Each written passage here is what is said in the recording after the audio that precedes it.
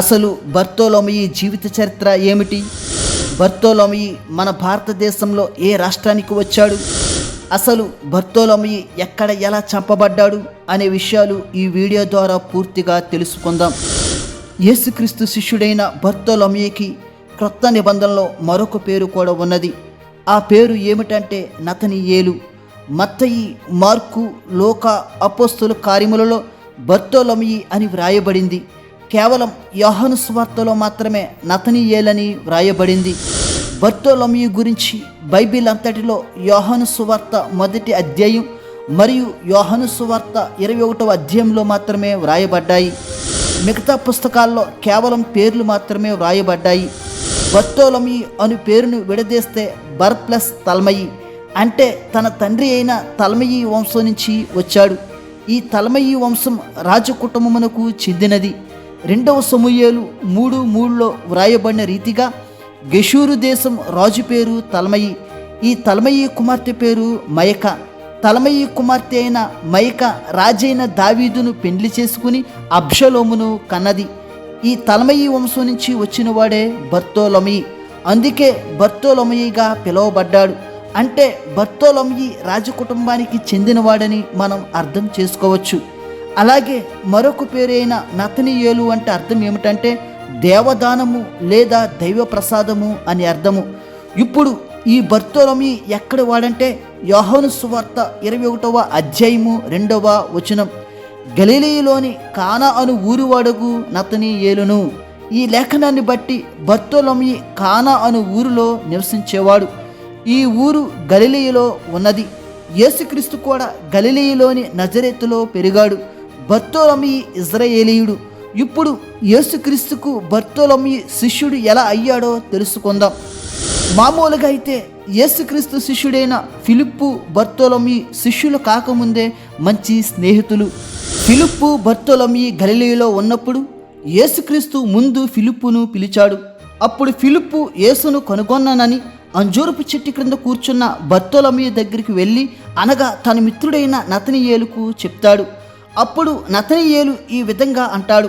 యోహాను సువార్త 1వ అధ్యాయము 46వ వచనం, అందుకు నతనీయేలు నజరేతులో నుండి మంచిదేదేను రాగలదా అని అతను అడుగగా వచ్చి చూడమని ఫిలిప్పు అతనితో అనెను. ఈ లేఖనాన్ని మనం పరిశీలించినట్లయితే నజరేతులో నుండి మంచిది అంటే దేవుని కుమారుడైన యేసుక్రీస్తు. అంటే యేసుక్రీస్తు నజరేతులోనే పెరిగాడు. మరి బర్తోలోమయి నజరేతులో నుండి మంచిదేదైనా రాగలదా అని ఎందుకు ప్రశ్నించాడంటే యూదులు నజరేతు పట్టణమును తృణీకరించారు. దీనికి గల కారణం ఏమిటంటే రోమా సైన్యం అక్కడే బస చేసేవారు. ఇప్పుడు అక్కడ నుంచే యేసు సర్వమానవాళికి రక్షణను అనుగ్రహించడానికి బయలుదేరాడు. అప్పుడు ఫిలిప్పు చెప్పినట్లు వచ్చి చూడగా అప్పుడు బర్తోలోమయి యేసును చూసి ఈయనే నిజమైన దేవుని కుమారుడని ఇజ్రాయేలు రాజు అని విశ్వసించాడు. కానీ అదే అధ్యాయం 48వ వచనం మనం చూసినట్లయితే బర్తోలోమయి యేసుని చూడకముందే యేసే ముందు బర్తోలోమయి అంజూరపు చెట్టు క్రింద కూర్చున్నప్పుడే చూశాడు. దీన్ని బట్టి శిష్యునిగా ఉండుటకు బర్తోలోమయిలో దేవుని అందలి విశ్వాసం భయభక్తులు ఉన్నట్లు యేసు ముందే గుర్తించి శిష్యునిగా చేసుకున్నాడు. అప్పటి నుంచి బర్తోలోమయి యేసుని వెంబడించడం మొదలుపెట్టాడు.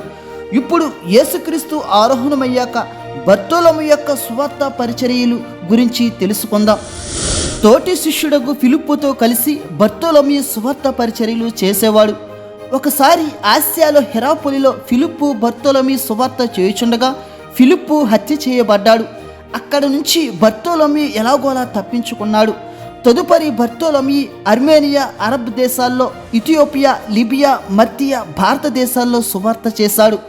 బర్తోలోమయి మన భారతదేశానికి వచ్చినట్లుగా 2 పురాతన సాక్ష్యాలు ఉన్నాయి. ఒకటి 4వ శతాబ్దంలో సిజేరియాకు చెందిన యూసేబియస్ మరియు సెయింట్ జెరోమ్ నివేదికల ప్రకారం, మరియు 2వ శతాబ్దంలో సెయింట్ పాంటినస్ అను వ్యక్తి భారతదేశానికి నివేదించబడిన సందర్శన గురించి చెప్పబడినప్పుడు ఈ 2 సాక్ష్యాలు బర్తోలోమయి భారతదేశానికి వచ్చినట్లుగా తెలియజేస్తున్నాయి. ఈ అధ్యయనాల ప్రకారం భారతదేశంలోని కొంకన్ తీరంలోని బొంబాయి ప్రాంతానికి బర్తోలోమయి వచ్చినట్లు తెలియజేస్తున్నాయి. ఇది పురాతన నగరం కళ్యాణ్ అని పిలువబడే ప్రాంతం. ఇది మహారాష్ట్రలోని థానే అనే జిల్లాలో ఉన్నది. ఇక్కడకు బర్తోలొమయి వచ్చి హెబ్రీ భాషలో వ్రాయబడిన మత్తయి సువార్త సాహిత్యాలు విడిచిపెట్టి వెళ్ళినట్లుగా పురాతన సాక్ష్యాలు ఉన్నాయి. అలాగే ఇదే ప్రాంతం ఇప్పుడు సెయింట్ బర్తోలూమియస్ మిషనరీ కార్యకలాపాల క్షేత్రంగా ఉన్నది. ఇప్పుడు బర్తోలొమయి ఎలా మరణించాడో తెలుసుకుందాం. బర్తోలొమయి మెసొపొతేమియా అను ప్రాంతంలో గంభీరమగు సువార్త చేసి అక్కడే హతసాక్షి అయినట్లుగా చరిత్ర చెబుతుంది. సోవియట్ యూనియన్లోని అల్ఫానా అను ప్రాంతంలో బర్తోలొమయి ఒక రాజకుమారిని స్వస్థపరుస్తాడు. అప్పుడు అక్కడ వారి మధ్య విగ్రహారాధన గురించి చెప్పి అనేక మందిని మార్చి బాప్తిసములు ఇస్తాడు. అప్పుడు రాజు యొక్క సహోదరుడైన అస్తేగు మరియు యాజకులు బర్తోలొమయి మీద ఆగ్రహం చెంది బర్తోలొమయిని బంధించి కొట్టి త్రాళ్లతో కట్టి చివరకు సిలువ వేశారు. ఆ తరువాత మరొకరి అభిప్రాయంలో ఒక గోనె సంచిలో కట్టబడి సముద్రంలో పడవేయబడినట్లుగా చరిత్ర చెబుతుంది.